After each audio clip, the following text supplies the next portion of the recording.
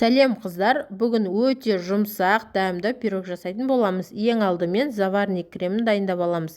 Жұмыртқа, қант, крахмал үшеуін салып, осылай бір келкі болғанша араластырып аламыз. Және үстінен сүтті құйып, жай отта осындай қою масса болғанша араластырып тұрамыз. Массаны пештен түсіріп, пирогтың қамырын дайындаймыз.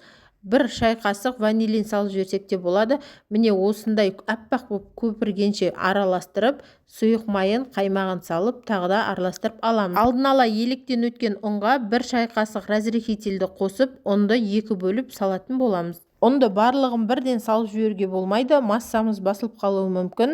Бұл жерде әр ұнның тығыздығы әртүрлі, ұндарыңызға қарай осындай сұйықтықта жасайтын боласыздар. Мінекей массамыз дайын. Массаны заварник кремді формаға орналастырып, алдын ала қызып тұрған пеште пісіріп аламыз. Қыздар, міндетті түрде жасап көріңіздер, өте дәмді болып шығады. Ас болсын!